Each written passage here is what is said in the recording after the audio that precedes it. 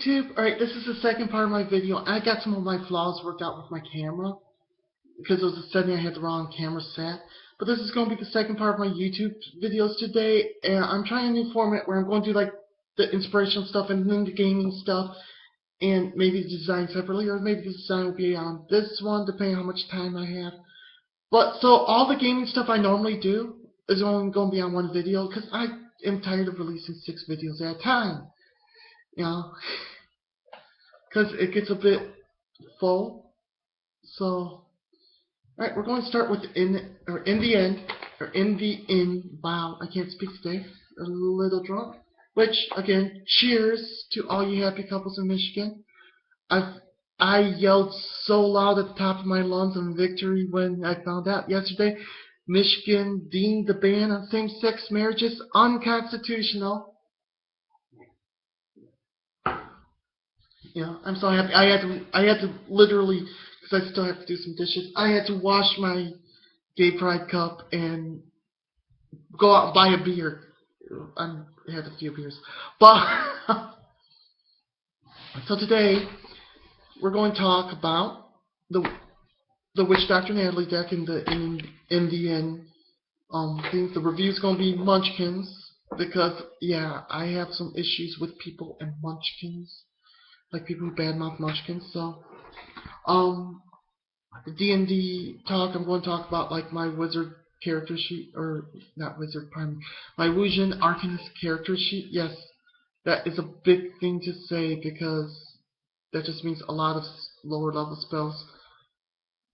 And I'm going 10-10, but my gaming group requires, or my campaign, I mean, requires my characters to be multi-class, all of our characters, so I'm doing kind of one where it's going to be based on strategy and all that stuff. And then in books we're going to talk about the Relics and Rituals setting books, not the Relics and Ritual settings book. Excuse me, sorry, I've been drinking really fast. But we're talking about Excalibur and Olympus. And Dead Gamer Society. I think if I have time, I'm going to talk about Redikai. Yes, Redikai. If you haven't heard of it, it was very short-lived. It was fun. Alright, so, start things off. Witchdoctor Natalie. This is one of the ally decks, and I love these decks. Which the ally decks were small decks that could be added onto Red Dragon Inn. And they came with a small board like this, where you just kind of put your deck on tabs and stuff. Rules on how to play your character. Miniature gold, which I actually like the miniature gold. It's about half the size. And this is my favorite part. These icons, because I hate the glass icons. And these are all the same quality as the Red Dragon. I hate the glass icons because they rub against each other. I hate the sound. And they, no matter what. And then Natalie comes with her tokens you can throw on people, and there's 6 of them, 2 of each. And each one you only can, or once you're out of them, you can't throw more on. 3 different tokens she has is the health hex, whatever it's called, the alcohol hex, I can't remember what it's called, and the power hex, which is actually the name. Yeah, see the icons, like the reason I'm throwing them upside down is because on the back, I just realized that. You hand these out to players based on certain cards you play, and if you're not familiar with storyline in Red Dragon and Natalie is Frank the Troll, the Alchemist, his niece. He gets into adventuring parties to get her to stop playing tricks on their tribe, and it comes with cards to hand out. So the actual hexes are Pain Hex, Mind Hex, and Power Jinx, but you pass those out to the different players, or Pain Curse, pardon, to the different players so they know what you're throwing on them. Now her deck plays a lot like a normal standard deck, and I love this card. There's a reason it's on the top of my pile for right now. Need more dolls, because actually I'm a huge doll enthusiast, especially ball joint dolls, and I have friends I've made because of a panel about why can't I think of the name, about ball joint dolls, specifically pull-up dolls. But yeah, so you can see her deck. The artwork is what you'd expect, you know. The character is extremely, extremely cute of a character. Sorry, I'm being rude on the, because I'm actually going through the playing phase, going down to the gaming store today still. But some of the cards, if I can find them.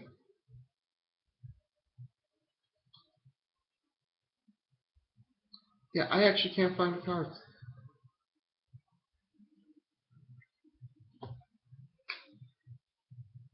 Like, for instance, no, I don't think it was very nice either. It's an ignore card, but it gives the hexes out. And she has a bunch of these where they're actually like the basic cards, but she puts the hexes out. And I like this because I'm a huge dot player. Like, if the game I'm playing has damage over time abilities, I use freaking damage over time. And so, yes, that was my really quick cover of the Natalie deck. Now we're going into my game review. And I have a reason I'm reviewing this game. This is a game that has debate. Yes, it's a lighter game. And for you, like, gamers who think that a light game doesn't equate to much, or a game that is just simple, almost party fun, Munchkin's actually not a bad game. It's just you gotta get into the politics of it. Now, I'm kind of reviewing vanilla right now. I don't actually have the full vanilla sets. I have the Colleen set, which is vanilla compatible, because it has vanilla backs. Well, they're all compatible, but this one doesn't change over much. And I love Colleen, so in the game you have 2 decks, and you start the game with 4 cards from each deck. But you have 2 decks, and the first deck we really are going to care about, so I'm just going to grab half the pie, is the Kick in the Door deck. Because each turn, first thing you do is you flip a card and show it to everyone. For instance, this was a curse. I'd have to do what it says, lose your race, or birthright, because there's birthrights in the Colleen deck. And my turn would end. But say I flipped this, right here. The monstrous bat, I would have to fight that bat.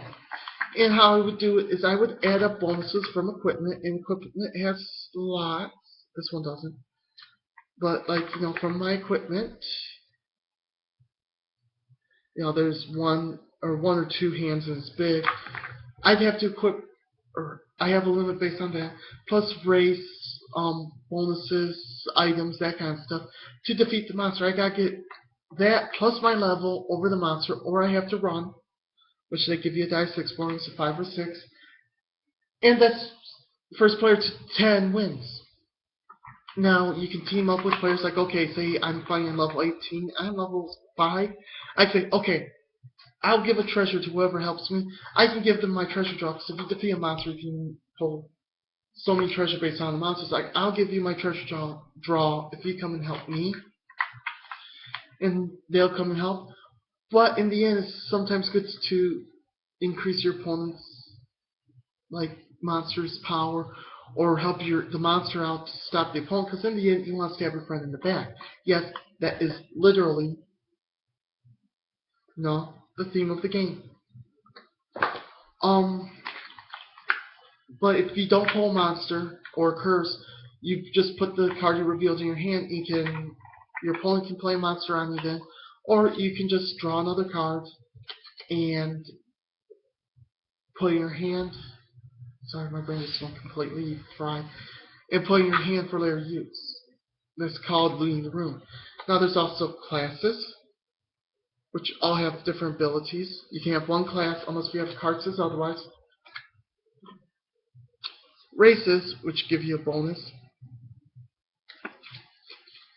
In this game, you have birthrights, but other ones have other things. And I am not finding the birthright. Now, personally, my favorite race in here is Stygian, but if you watch my identity video, you'll see that I am a huge fan of magic users anyways. Then there's also expansions, like this is the 2011 Abomination movie expansion. yes, I was not a fan of the 2011 movie. I was a fan of it as a movie, but not the Conan, like a fan of this Conan. So I'm a huge Robert E. Howard fan, and stuff like this. Goodness, like they got 15 card packs, other reflavorings, like, because looking over there, I have Cthulhu, Bites, which is based on World of Darkness, Zombie, and of course Conan, The Guild. If you're not familiar with The Guild, watch The Guild. It's the greatest web show ever. Here's my dragons, which actually has my favorite monster cards of all times. The Dragon Queen, for obvious reasons. But yeah, it's a fun game. There's gender in the game, which on their website they give a cool rule, because usually when you sit down, your gender, or like your physical sex is supposed to be your gender originally, but as time progressed, Steve Jackson actually made an announcement saying, hey, if you're a transgender or a cosplayer who is dressed as the opposite gender or whatever, go with your identity or your perceived gender, whichever you choose, instead of what your sex is. Because, yeah, they're awesome like that. So, okay. But that's Red Dragon Inn. Not Red Dragon, wow. That's Munchkin. It's a fun game. A lot of people don't like it because it's very light. Like, it take a long time, like a 2-hour game sometimes. Especially if you have really new players. But give it a try, and don't just judge it because someone says that, oh, that's a horrible game, or because, oh, it's a great game, because it may not be for you. It may be completely for you. You might try some combinations. Like, I've done this with Zombie, or Munchkin Zombie, and it's a fun combination. And you can combine them, so, who doesn't want to make a super game? Well, alright, maybe a lot of people don't want my idea of every expansion and side game of zombies together. Alright, Dead Game Society, I kind of mentioned this in my identity video. I am going to do a Redikai one. Ooh, Redikai. You may not have heard of this game because this game has some flaws. It's a good game. You have 3 characters out. I play all-girl deck. Yeah. Like, I was going to play the Imperials, but I wanted to do an all-girl deck, so I took 3 female cards. You have 3 characters out. And this is your health. There we go. Yeah, I don't know storyline-wise how this will happen, because one's the main villain, one's the secondary villain, one's the hero. But then you have this deck of, keep on going to monster cards, of clear cards. Yeah, this game has clear cards, and that's what makes it cool. Now when you attack an opponent, you have a defense for one of 3 different colors. There's red, blue, green. And your health. And an ability on what they do. So opponent can play a card, like for instance, this is a 350. I can attack Teeny with this by overlaying it. If you see that, she's overlaid. And if you look, you move it, the attacks move, and they actually look like attacks on some of them. But like for instance, this overlay, and this is a very advanced overlay, or advanced attack, doesn't take anything from health, but I block out her defense and her ability. Or for instance, I could do this where it's like, okay, it's a red 450. I play a deck that's all red. It has its weakness, I know. But this has plus 500 power by meta charge, which is an advanced rule, But there, I place on top. There you go. See, 1 gone. And you can kind of see in here. Let's see if I can show you. This is one very. Right. Let me see if I can show you the motion in here. Lava flows. There's also monsters that people can become. If you've never seen the show, they kind of become monsters. Like, and the monsters can add defense to it. And yes, like, let's say for instance, Keen Asp, okay? I played Keen Asp. This was a rare. On Teeny. That's Teeny's new defense. Some of the monsters heal. Let me find one.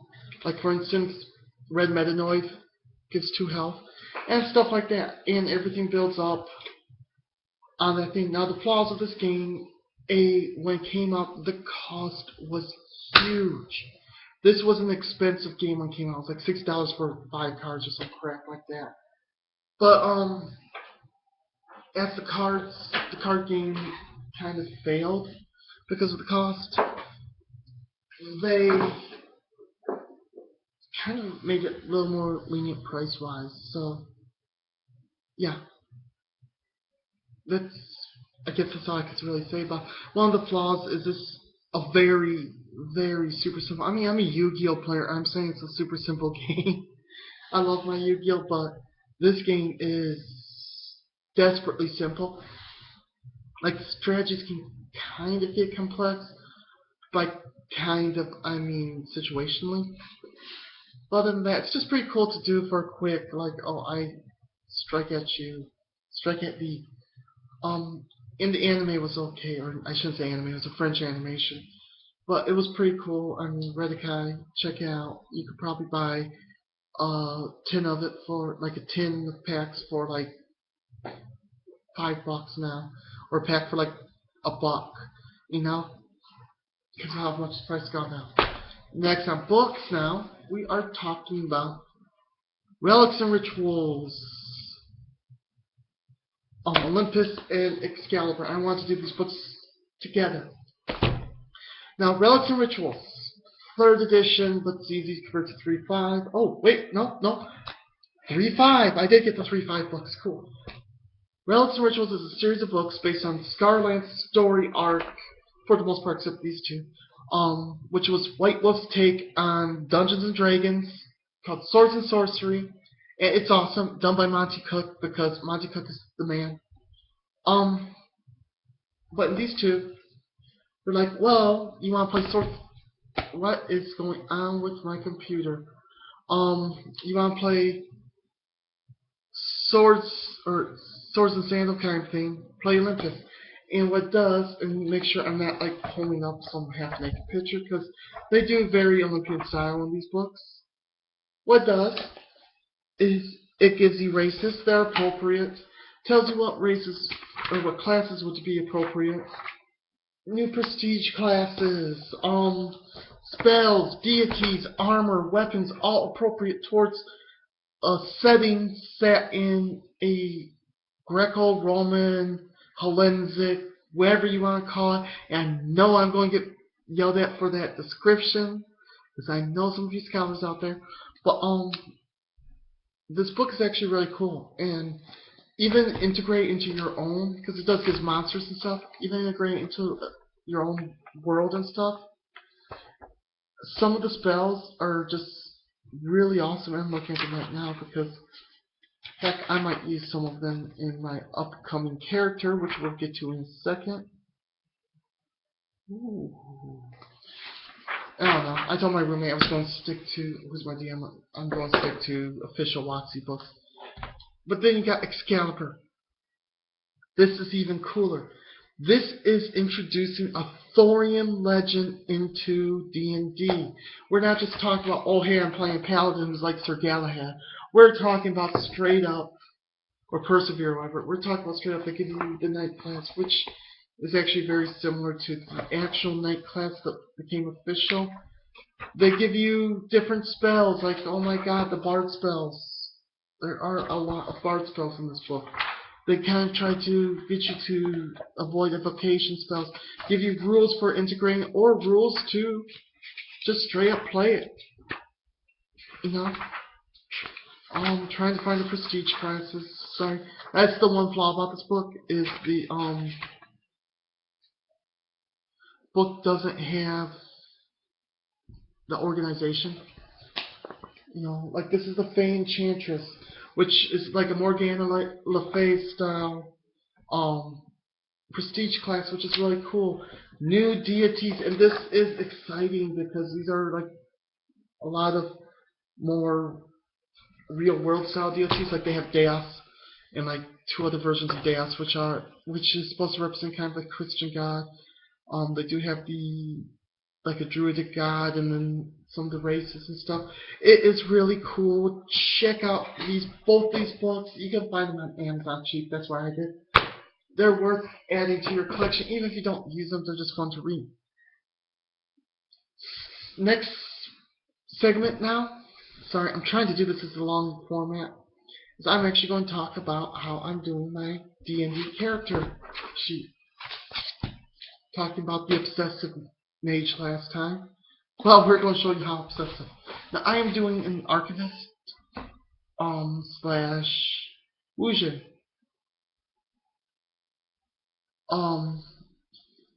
Which Arcanist / Wuxin, what does that mean? Alright. Arcanists are like a prepared spellcaster for Divine who gets strategies, and they can learn spells from any Divine class, though they only gain spells every level from Cleric lists. So, but they get tactics and stuff like that, and spellbooks. I'm a huge fan of spellbooks.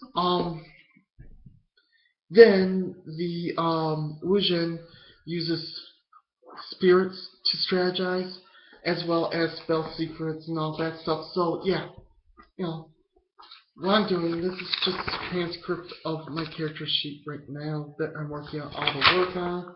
I have everything worked out, like how many spells per and all that, so I don't have to do too much searching. But what I'm going to do is transfer it all to this binder, which will eventually have like my character's deity symbol on the cover, on slip cover, and all that. Making it look like a spell book, but look at this. Check this out. Let me move my camera down. There's 2 pages for the character sheet. 5 pages. Yeah, I separate these.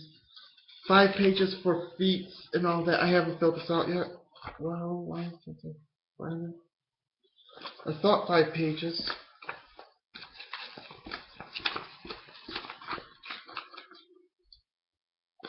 Oh, a bunch of pages, and ooh, do not like that view with my chin.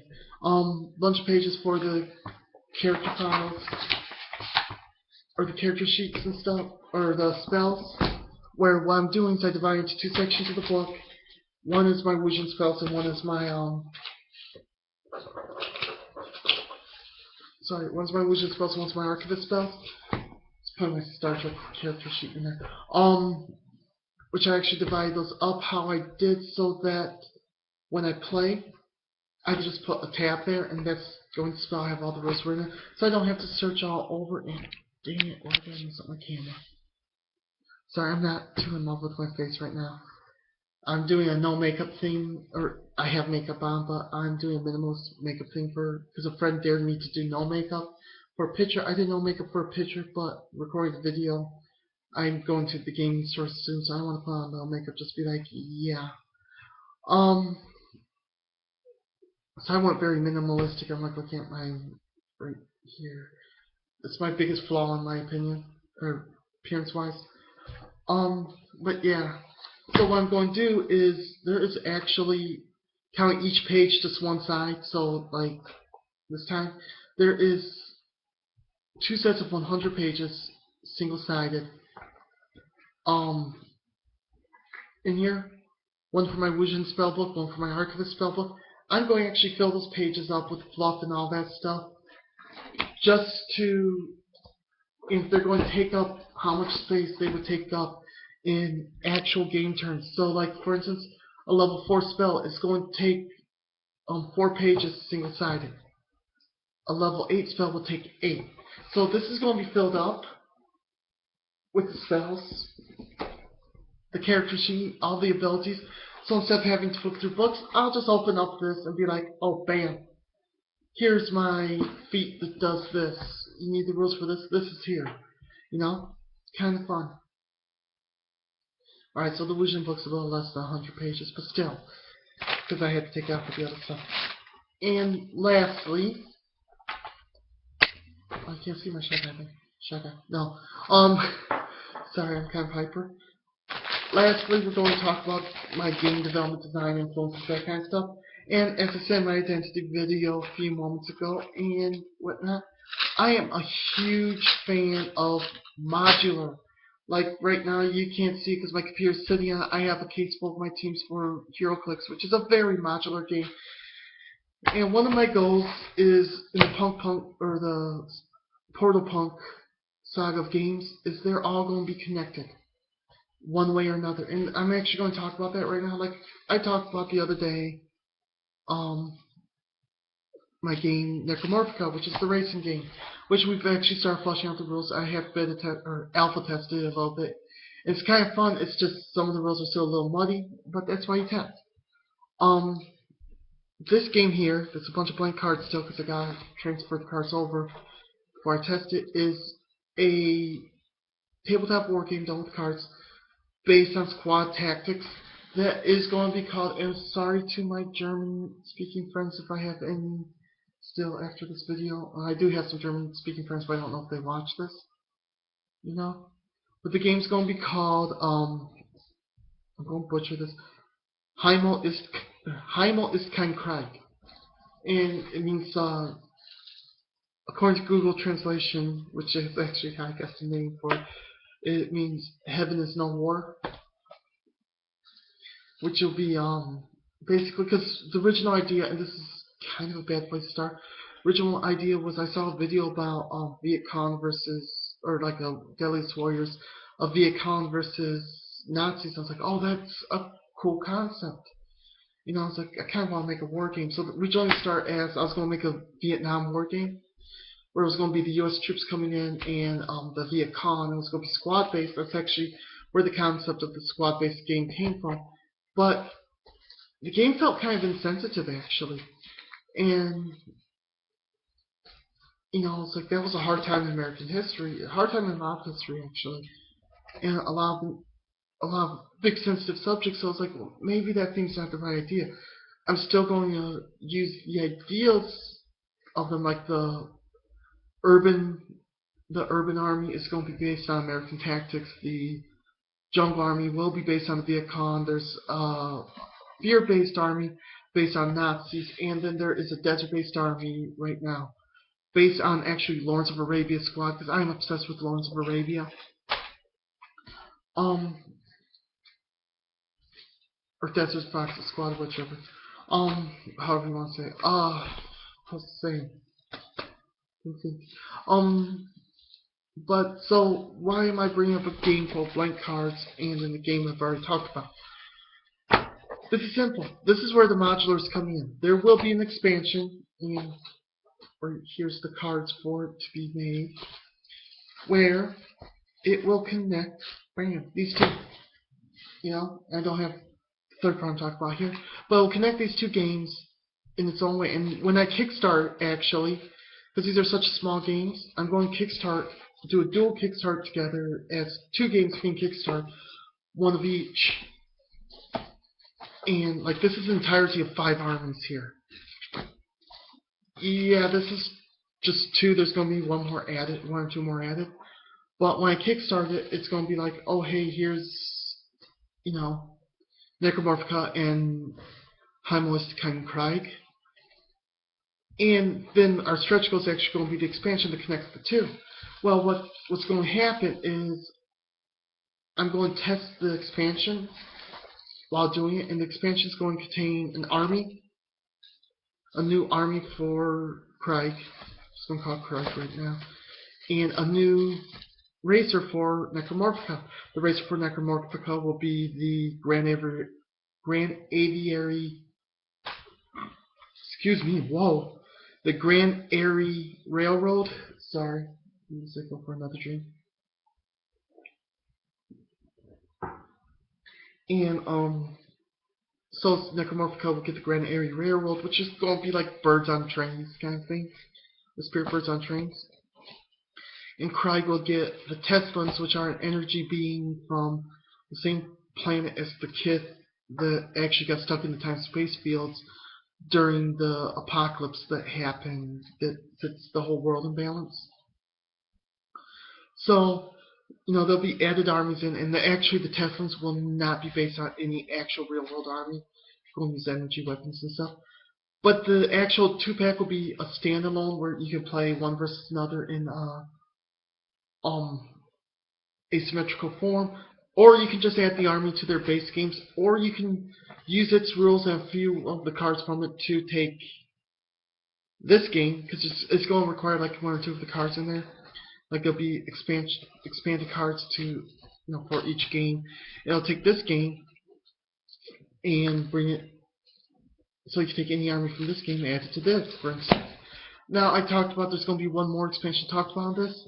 So Cran though, like I have all the games split into 2. If you go onto the actual Infinite Cod Games Facebook, I have the games paired up. I don't know if I actually, yeah, I did say that.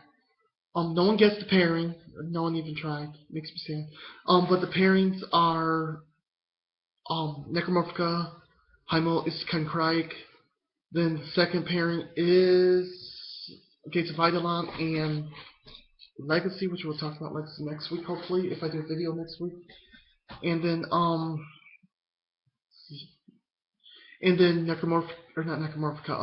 Mystery of Stonehill and Maitreya. And each of them are going to be kickstart together, which is going to make Legacy of Pain, or the Legacy Gates of Pain. But they're going to be kickstarted together in a year. It's a 3-year kind of plan, 3 to 6 year plan. With their expansions and stretch goal, and if the expansions don't hit their stretch goal, they'll just come out later. And then Cran will get an expansion as a stretch goal for each of the 3 things because of the story behind Cran. So, for instance, Shades of Punk Punk will be the first expansion suggested for Cran, which will be in the Cran Kickstarter, which will go in the same year as this simple game. Or might actually go in the same one. Who knows? 3 games in one Kickstarter, you might actually have a field day. Or a stretch goal with they actually do like Cran being second stretch goal and the Shades of Punk Punk being third stretch goal, which will add the Oni army, which is a mixed army between these 2 games, where it actually uses mechanics from both, and then the Omni Children as their own army in each, which again I will talk about Cran's crazy storyline eventually.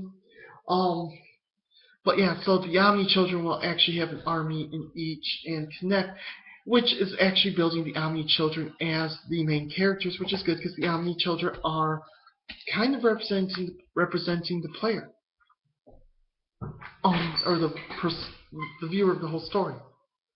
Also, like Cran's going to be the ultimate let's connect everything, and the expansion for Cran, like Shades of Punk Punk, is not going to be meant for Necromorphica or Crike. It's going to be meant for the crossover, which is the give me a second, I'll tell you what's called. Sorry, looking at my fat shoulder. It is going to be called this is my design journal, and there is literally blood, sweat, and tears on this. If you look at the cover, cause yeah.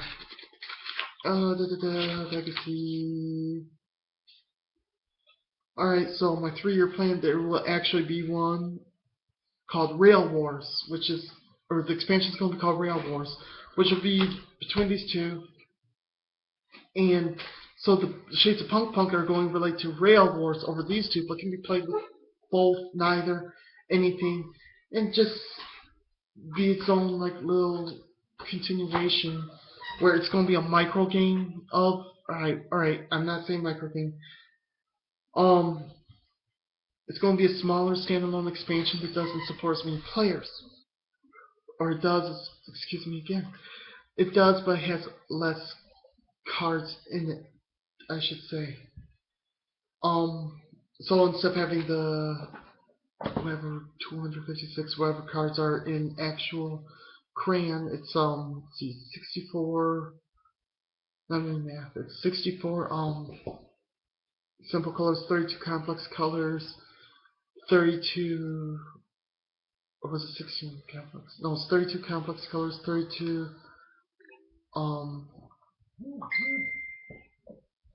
32 monochromes, and 32 colors of the rose.